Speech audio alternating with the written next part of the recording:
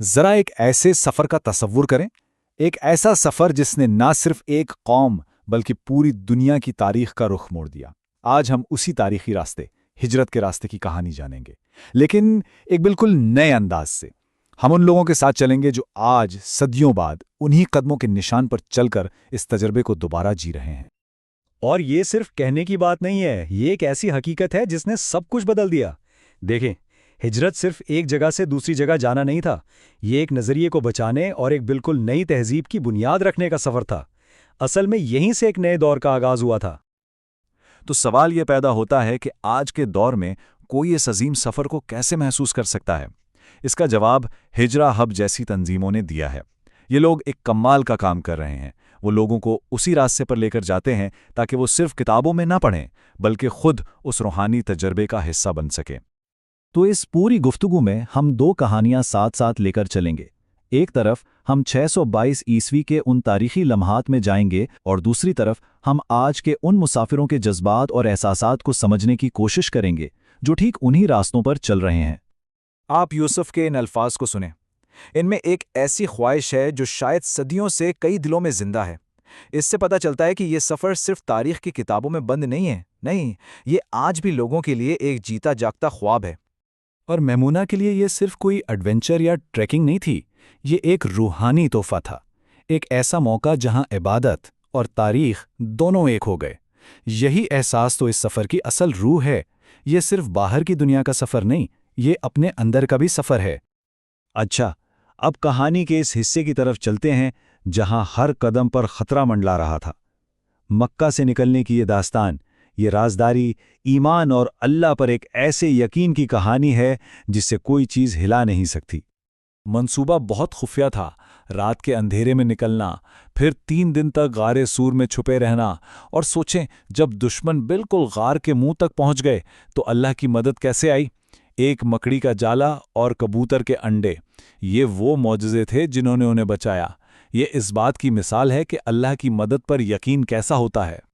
اور اب ذرا سوچیں، صدیوں بعد جب آج کا کوئی مسافر اسی غار کی طرف چڑھ رہا ہو تو اس کے دل میں کیا گزر رہی ہوگی؟ یہ الفاظ اسی گہرے تعلق کو ظاہر کرتے ہیں جہاں تاریخ صرف ایک کہانی نہیں رہتی بلکہ ایک ذاتی، ایک جذباتی تجربہ بن جاتی ہے۔ غار کے اندر جو ہوا وہ صرف عقیدت نہیں، وہ محبت اور قربانی کی ایک ایسی داستان ہے جو کبھی پرانی نہیں ہو سکتی۔ حضرت ابوبکر کا اپنے ساتھی کی حفاظت کے لیے سانپ سے ڈسوا لینا، اور پھر نبی اکرم صلی اللہ علیہ وآلہ وسلم کے لعاب دہن سے اس زخم کا فوراً ٹھیک ہو جانا، یہ وہ لمحات ہیں جو ان کے رشتے کی گہرائی کو ہمیشہ کے لیے امر کر گئے۔ اچھا، غار سے نکلنے کے بعد اب سفر کا سب سے کٹھن مرحلہ شروع ہوتا ہے۔ جی، بے رحم صحرا کا سفر۔ یہ وہ حصہ ہے جہاں ایک طرف انسانی ہمت کا امتحان تھا تو دوسری طرف اللہ کی رحمت کے حیران کن نظارے بھی تھے۔ ذرا منظر سوچیں، تپتی دھوپ، جلتا ہوا صحرا، اور حضرت ابوبکر رضی اللہ تعالیٰ عنہ کی سب سے پہلی فکر کیا ہے؟ اپنے ساتھی کا آرام، ان کا سائے کے لیے ایک چٹان ڈھونڈنا، آرام کے لیے جگہ بنانا۔ یہ چھوٹی چھوٹی باتیں ان کی بے پناہ محبت اور خدمت کے جذبے کو ظاہر کرتی ہیں۔ بس یہ ایک جملہ اور اس میں سب کچھ کہہ دیا گیا۔ حضرت ابوبکر رضی اللہ تعالیٰ عنہ کی اپنی پیاس، اپنی تھکن، سب کچھ نبی اکرم صلی اللہ علیہ وآلہ وسلم کی راحت کے سامنے کوئی معنی نہیں رکھتی تھیں۔ گویا جب انہوں نے پی لیا تو میری پیاس بھی بجھ گئی۔ سبحان اللہ۔ سفر میں آگے ایک ایسے علاقے سے گزر ہوا جہاں قحط پڑا ہوا تھا۔ وہاں ان کی ملاقات مبد نامی ایک خاتون سے ہوئی، اور یہ ملاقات اتنی تاریخی بن گئی کہ آج بھی ہم اس کا ذکر کرتے ہیں۔ کیوں؟ کیونکہ مبد نے نبی اکرم صلی اللہ علیہ وسلم کا جو حلیہ بیان کیا وہ تاریخ میں ہمیشہ کے لیے محفوظ ہو گیا۔ مبد کے الفاظ سے جیسے ایک تصویر بن جاتی ہے، روشن چہرہ، لمبی پلکیں، گہری آواز، اور ان کی گفتگو ایسے جیسے موتیوں کی لڑی ہو، سننے والا بس سنتا ہی رہ جائے۔ اور مبد کے ان الفاظ کا اثر دیکھیں۔ جب ان کے شوہر نے یہ سارا حلیہ سنا تو وہ فوراً پکار اٹھے کہ خدا کی قسم، یہ تو وہی شخص ہیں، اور اسی وقت بغیر ملے انہوں نے اسلام قبول کرنے کا فیصلہ کر لیا۔ یہاں سے یہ داستان اپنے سب سے جذباتی موڑ پر آتی ہے، ایک ایسا لمحہ جہاں گہرا دکھ بھی ہے اور پھر اللہ کی طرف سے ایک بے مثال تسلی بھی ہے۔ ایک لمحے کے لیے سوچیں، کیسا محسوس ہوتا ہوگا جب کسی کو اس جگہ سے نکلنے پر مجبور کر دیا جائے جسے وہ دنیا میں سب سے زیادہ چاہتا ہو۔ اپنے گھر سے، اپنے وطن سے۔ یہ وہ الفاظ ہیں جن میں اپنے وطن سے محبت اور جدائی کا سارا درد سمٹ کر آ گیا ہے۔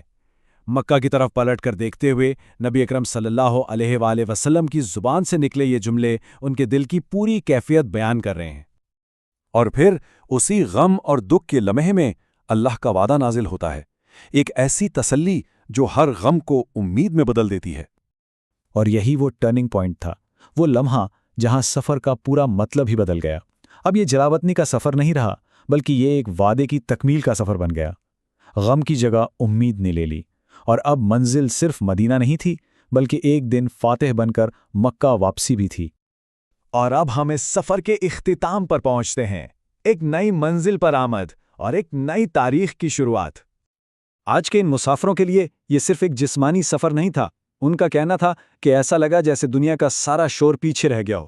یہ اپنے اندر جھانکنے، خود سے اور خدا سے جڑنے کا ایک موقع تھا، اور کئی لوگوں نے کہا کہ انہیں راستے میں نبی اکرم صلی اللہ علیہ وآلہ وسلم کی موجودگی کا احساس ہوتا رہا۔ جب یہ لوگ اپنی منزل پر پہنچے تو ان کے جذبات کو الفاظ میں بیان کرنا مشکل تھا۔ اتنی خوشی، اتنی مسرت کہ وہ کہتے تھے ہم یہ سارا سفر، یہ ساری مشکل دوبارہ شروع کرنے کو تیار ہیں۔ یہ اس بات کا ثبوت ہے کہ کچھ سفر ختم ہو کر بھی ختم نہیں ہوتے، بلکہ ایک نئی شروعات بن جاتے ہیں۔ تو آخر میں یہ سفر ہم سب کے لیے ایک سوال چھوڑ جاتا ہے کہ ماضی کا وہ کون سا سفر ہے، کون سا تجربہ ہے جسے ہم اپنے حال کو بدلنے کے لیے دوبارہ طے کرنا چاہیں گے۔